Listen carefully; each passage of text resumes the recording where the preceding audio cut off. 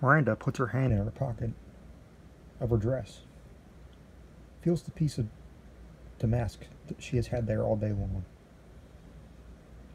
It's a big pocket, plenty of room for all kinds of things. Miranda doesn't want to be one of those designers who only make pretty things. She wants them to be useful too, and provoking. She takes the prettiest blanket from the sofa for herself, distributes the other blankets over Daniel so that all of him is covered. She goes by a window, stops to smooth her hair down, collect it into a ponytail, wraps a blanket around herself like a shawl, goes out into the snow. He's there, under the hawthorn tree. She shivers, tells herself it's because of the cold. There isn't much snow on the ground yet. She tells herself she hasn't been asleep too long. He hasn't been waiting long. He wears the same coat. His face is the same.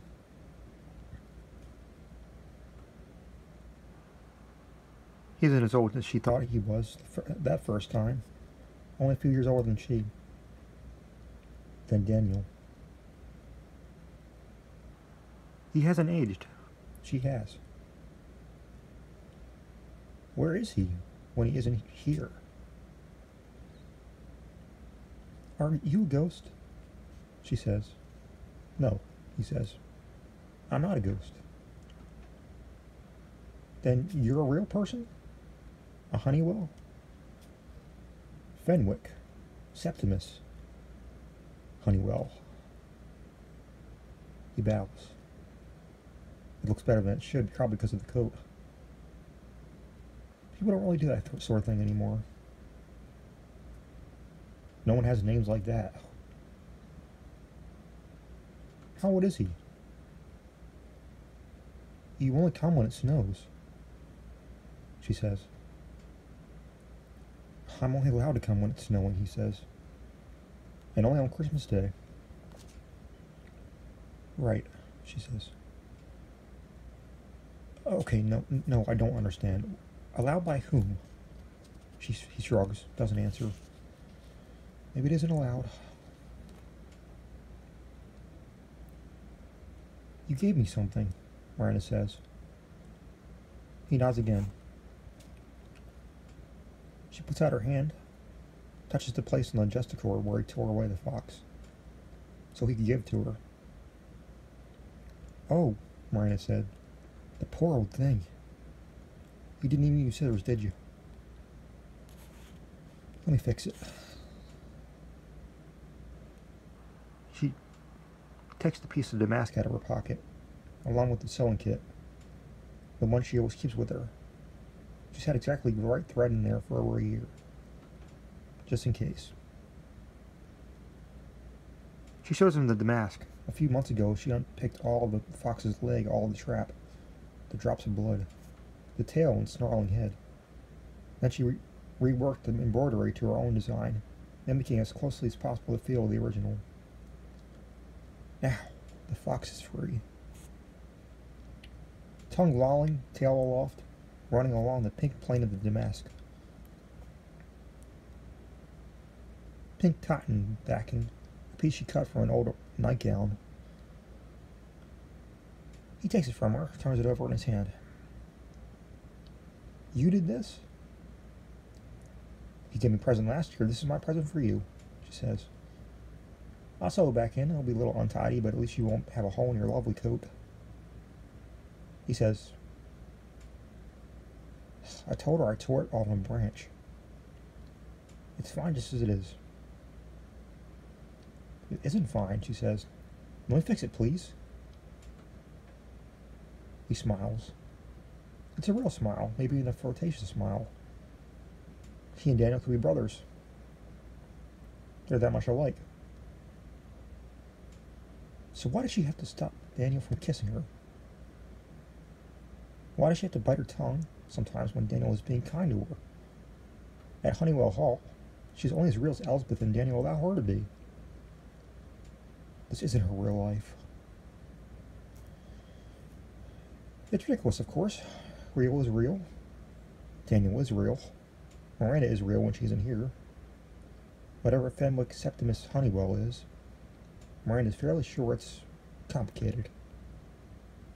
Please, she says. As you wish, Miranda, Fanny says. She helps him out of the coat. Her hand touches his, and she pushes down the inexplicable desire to clutch at it, as if one of them were falling. Come inside the hall, she says. Just while I'm working on this, I should do it inside. Better light. You can make Daniel or Elspeth. I could wake her up. I bet Elspeth knows how to deal with this sort of thing. Whatever this sort of thing is. Theater people seem like they know how to deal with things like this. Come inside with me. I can't, he says regretfully. Of course, it's against the rules. Okay, Miranda says, adjusting. Then we'll stay out here. I'll stay with you. You can tell me all about yourself. Unless that's against the rules, too. She busies herself with pins. He lifts her hand away, holds it. Inside out, if you please, he says. The fox is on the inside. He has lovely hands. No calluses on his fingertips. Manicured nails. Definitely not real. His thumb smooths over her knuckles.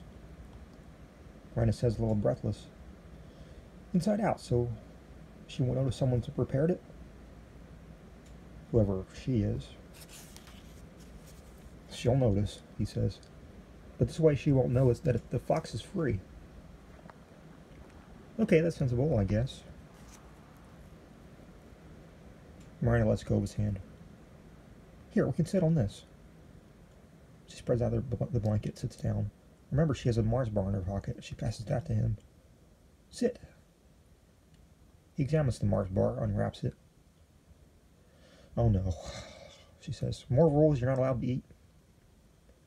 I don't know, he says. I've never been given anything before when I came. No one has ever talked to me. So you show up when it snows, creep around for a while, looking in at windows, and then you go back to wherever when the snow stops.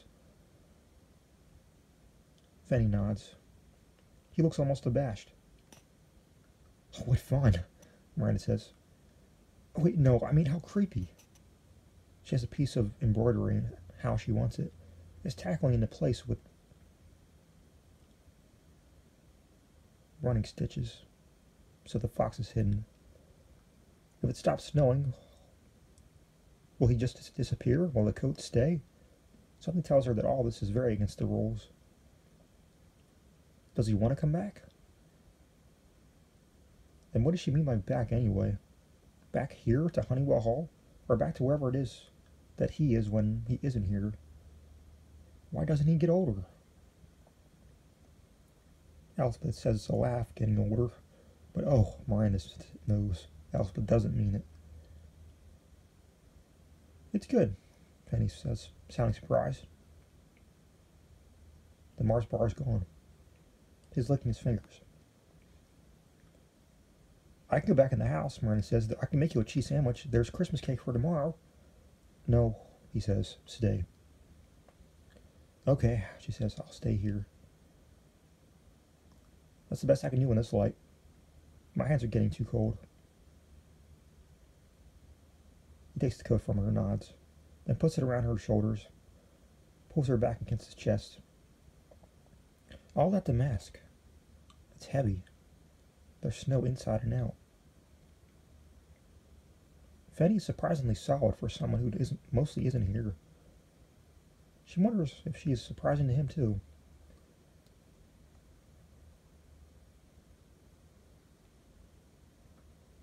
His mouth is just above the top of her head, blowing hot little circles around her against her hair. She's very, very cold. Ridiculous to be out here in the snow with this ridiculous person with this list of ridiculous rules. She'll catch her death of cold. Cautiously, as if he's waiting for her to stop him, He puts his arms around her waist. He sighs. Warm breath in her hair. Miranda is suddenly so very afraid that it will stop snowing. They haven't even talked about anything. They haven't even kissed. She knows every part of her knows that she wants to kiss him, that he wants to kiss her. All of her skin prickles with longing. Her insides fizz. She puts her sewing kit back into her pocket, discovers the joint Elspeth gave her, Daniel's lighter. I bet you haven't ever tried this either, she says. She twists it in his arms. You smoke it. Here. She taps at his lips with the joint, sticks between his lips when they part, flicks the lighter until it catches, and then she's lunging at him, kissing him, and he's kissing her back. The second time tonight she kissed a boy, the first two boys she's ever kissed, and both of them Honeywells. Oh, it was a lovely kissing, Daniel, but this is something better than lovely. All they do is kiss. She doesn't even know how they want to kiss. At first, Fanny tastes of chocolate, and she doesn't know what happens to the joint or to the lighter. They kiss until Miranda's lips are numb and the justicorse come entirely off her, and she's in Fanny's lap, and she has one hand in Fanny's hair and one hand digging into Fanny's waist. And all she wants to do is keep on kissing Fanny forever and ever until he pulls away. They're both breathing hard. His cheeks are red. His mouth is redder. Miranda wonders if she looks as crazy as he looks. You're shivering, he says. Of course I'm shivering. It's freezing out here. And he won't come inside because, Miranda says, panting, shivering, all of her vibrating with cold and with want. Want. It's against the rules. Fanny nods. Looks at her lips, licks his own, jerks back, though, when Miranda tries to kiss him again. She's tempted to pick up a handful of wet snow and smush it into his Honeywell face. Fine. You stay right here. Don't move. Not even an inch. Understand? I'll get the keys to the Tiger, she says, unless it's against the rule to sit in old cars. All of this is against the rules, Fanny says. But he nods. Maybe, she thinks, she can get him into the car and drive away with him. Maybe that'll work. I mean it, Miranda says. Don't you dare go anywhere. He nods. She kisses him, punishingly, literally, desperately, then takes off on a run for the kitchen. Her fingers are so cold she can't get the door open at first. She grabs her coat, keys to the Tiger, and then, on impulse, cuts off a hunk of the inviolate Christmas cake. Well, if Elspeth says anything, she'll tell her the whole story. Then she's out the door again. Says the worst word she knows when she sees that the snow has stopped. There is the snow-blotted blanket, the joint, and the Mars bars wrapper. She leaves the Christmas cake on the window ledge. Maybe the birds will eat it.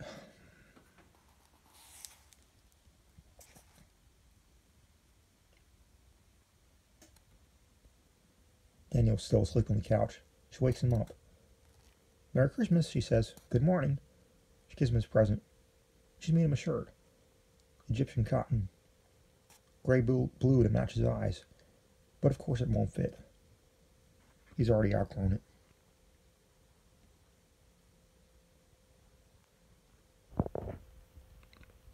Daniel catches her under the mistletoe when it's past time for bed. Christmas night and no one wants to go to sleep yet. Everyone tipsy and loose and picking fights about things they don't care about. For the sheer pleasure of picking fights. He kisses Miranda. She lets him. It's sort of a present for Elspeth, Miranda rationalizes. It's sort of because she knows it's ridiculous. Not kissing Daniel, but just because she wants to be kissing someone else instead. Especially when the person she wants to be kissing isn't really a real person at all, at least. Not most of the time. Besides, he's wearing the shirt Miranda made for him, even though it doesn't fit.